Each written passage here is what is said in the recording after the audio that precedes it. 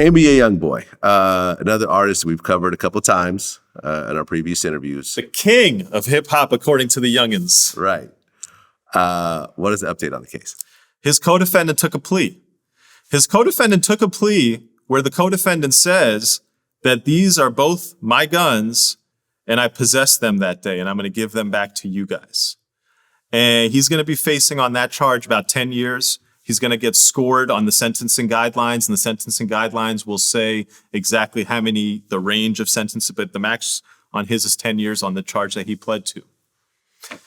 It is not clear, and no one will know, whether he is cooperating against YoungBoy. For example, a cooperating statement that he could make is, I was there that day, that was my gun, I saw YoungBoy hold it.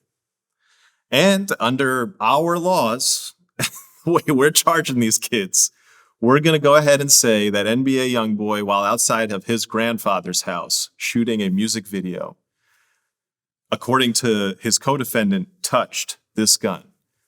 He's now facing 2 consecutive 10-year sentences. So this is the prosecution's hope, that this kid will cooperate and say that YoungBoy touched a gun, and then they can use our federal sentencing laws to hit YoungBoy with like 20 years.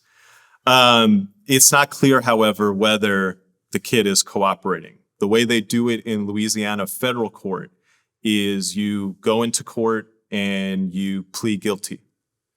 And then there's a sentencing memorandum and a plea agreement. The plea agreement says that you and the prosecutor have agreed that you're going to get charged with this. You're going to plead guilty to it. You face 10 years for it. They're going to waive the other charges. The plea agreement, however, also says and explains that under the practice in Louisiana federal court, there may or may not be a cooperation agreement. In every case where a defendant pleads guilty, there is a cooperation notice that is signed and filed. That notice says the guy's not cooperating, or it says he is cooperating. But in order to keep people from knowing whether people are cooperating until the actual time of their public sentencing, they engage in this practice of having everybody submit a cooperation notice, and you can't actually know what it says, so you don't know.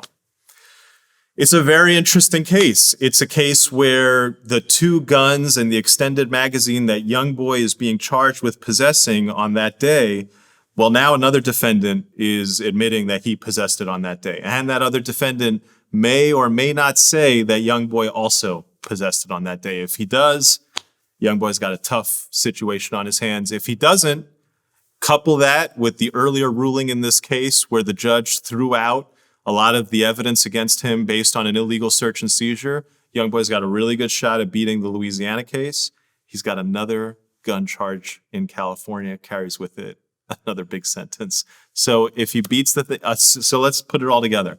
So if his co-defendant doesn't cooperate, plus he got his evidence thrown out, he can beat the Louisiana case. Then he's got to go to California and he's got to beat the California case, and then maybe he gets out. Or it could all go spectacularly wrong. The co-defendant could cooperate. He gets like 5 years, 7 years in Louisiana. The prosecutors in California look at him and say, all right, let's finish him. And he gets it a couple more years in California. And that would be the end of NBA YoungBoy. Yeah. So basically, he's not out of the woods yet. He's deep in the woods, Vlad. Mm. And you see it in the music and you hear it in his, he's just, a lot of times people see celebrity, they see arrest, and then they see plan, that there's probably a plan. No, there's celebrity, arrest, and there's pure uncertainty. Yeah. And there's good lawyers who can try to guide you through the process. But I just laid out the process for you for NBA YoungBoy. It is a very, very cloudy process.